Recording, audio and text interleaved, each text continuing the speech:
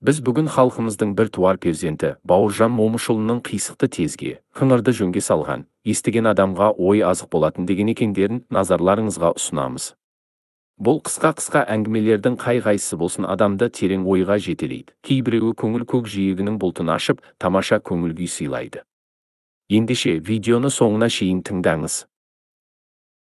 Әуелі біздің каналымызға жазылып, видеоны қолдау мақсатында пікір алаңына жүрек жарды ойларыңызды жазып кетуді ұмытпаңыз.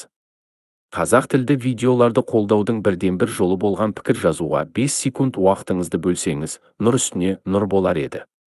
Бауыржан Момышұлына бір жазушы: «Бауке, Москва маңындағы шайқастар туралы кітап жазып едім, үстінен қарап шықпас па екенсіз? Сонан соң екеуміз соавтор болсақ» деп тілек білдіріпті. «Дурак», депті Баукең шартшытынап. «Ішінде бір сөйлемім жоқ, мен қалайша соавтор болмақпын? Онан да алғы сөз жазып бер демейсің бе?» деген екен. Әйгілі халық ақыны Жамбыл Жабаевке бірде: «Жәке, осы аузымен құс тістеген Қалмамбетті жеңдім дейсіз, қалай жеңдіңіз?» деп сұрапты біреу. Сонда Жамбыл: «Онымен жеңгенім жоқ, атамыз Қарасай мен Сүйінбайдың аруағы ғой жеңдірген», деп жауап беріпті. Осы әңгімені естіген Бауыржан Момышұлы тебірене таңданып, қандай терең жауап. Егер маған біреулер Ұлы Отан соғысында жауды қалай жеңдіңіздер деп сұрақ қойса, жәкеңе ұқсап, жауды біз жеңген жоқпыз, оны жеңдірген ата-бабамыздың аруағы ғой деп жауап берер едім, деген екен. Бірде Бауыржан Момышұлы пойызбен жол жүріп келе жатып, еңбек ері жұлдызын омырауына таққан бір кісімен сапарлас болыпты. Пойыз қозғалып, ұзақ жолға бет алған кезде Баукең: «Ал енді таныспаймыз ба? Бір үйге тіреу болғандай бой сойыңыз бар екен, кім боласыз?» депті. Баукеңнің сөзіне бейтаныс қазақ ыңырана жауап беріп: «Кім екенімді көрмей отырсың ба? Герой боламын», дейді.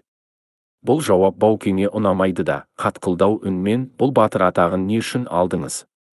деп сұрайды. «100 биеден 100 құлын алғаным үшін», депті бейтаныс қазақ.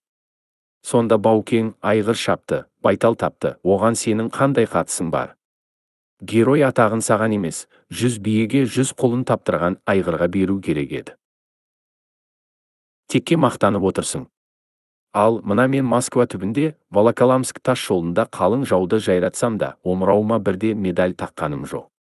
Бірақ халық қойған батыр атағым бар», деген екен. Осы сөзді естігенде бейтаныс қазақ қорбаңдап орнынан атып тұрып: «Ах, Баукең екенсіз ғой, ағасы менен бір әбестік кетті, кешіріңіз», деп Баукеңнің қолын алған екен дейді. Ел аузынан жинап алған Ақселеу Сейдімбек. Біртуар қолбасшы, жазушы Бауыржан Момышұлының басқа қандай әңгімелерін білесіз? деген екен деп артына ойландырар ой, сүбелі сөз қалдырған басқа қандай жазушылар бар? Пікір алаңына жазып кетіңіз.